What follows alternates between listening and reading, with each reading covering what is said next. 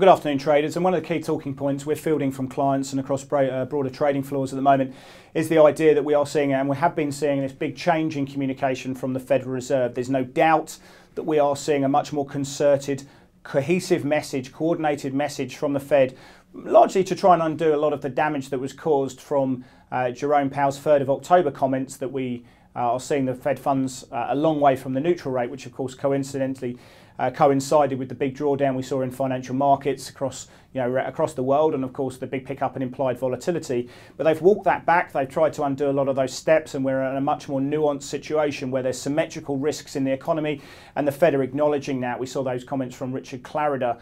But at the same time, if you actually really read what Jerome Powell is saying, is that we are getting to a point where the Fed funds is just below the medium, just below the bottom end of the range of estimates of where the neutral range is supposed to sit. So in his view, we could still raise rates 2, maybe 3 times going forward, but a lot will depend on what's happening with the data.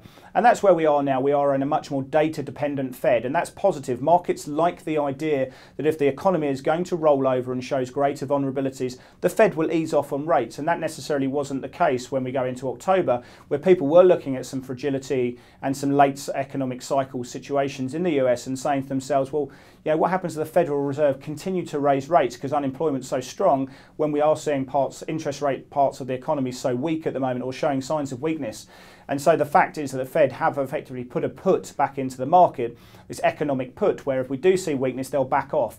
And we've seen that already with the market pricing. If you look at Fed funds or euro-dollar futures, they've had a fairly aggressive repricing of interest rate expectations for 2019. It's certainly of the view at the moment, if you go off market pricing, that there's a very good chance that once we get the December rate hike out of the way from the Federal Reserve, that they'll probably also lower their dot plot projections to 2 rate hikes for 2019 and perhaps none for 2020.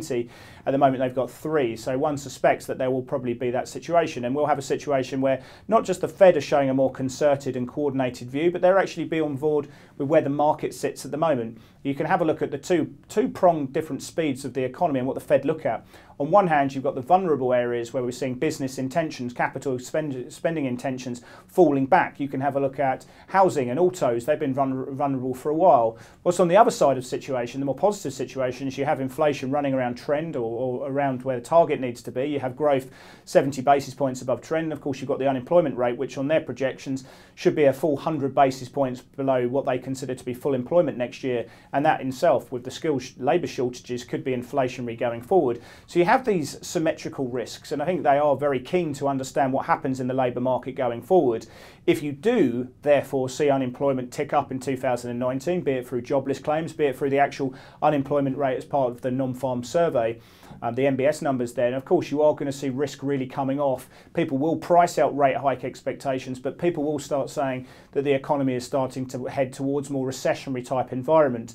So we are seeing some symmetrical risks. The Fed are acknowledging that's a good situation. They're having a more coordinated response, and market pricing is that we're only going to see perhaps one more rate hike. But the market is saying we are going to see a pause in the rate hike cycle. Now, rate hike pauses tend to actually precede recessions. You can see that from this Bloomberg chart here, which I put in front of you now.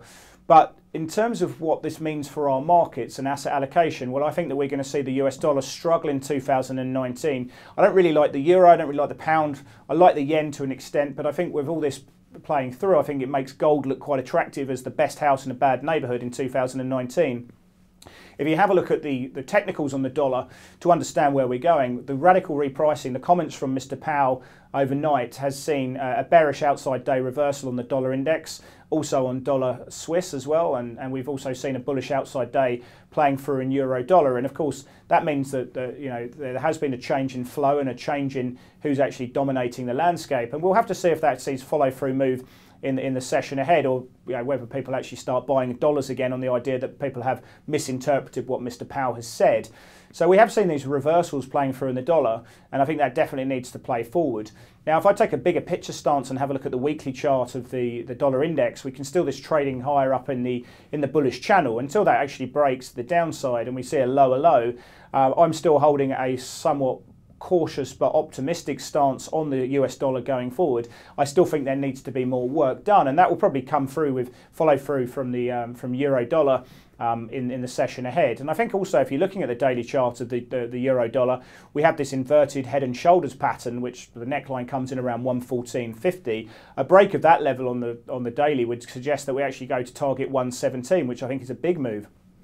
So certainly in terms of what we've been seeing there has been a change of communication from the Fed. It has been noted. It's seen a big repricing of markets.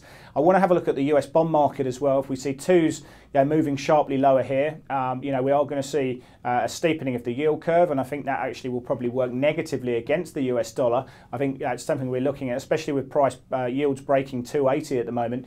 What happens in that situation? But I think the US dollar is very interesting until we can get that weekly close through the channel. Still staying somewhat optimistic on what happens on the US dollar. I think that to me is really key at the moment. But a number of key technical points and price action breaks that we're looking for at the moment around these dollar pairs, and something to keep an eye on. But there's definitely been a change in communication from the Fed, and we need to continue watching that. But it's great to see them being data dependent again, and equity is certainly liking that.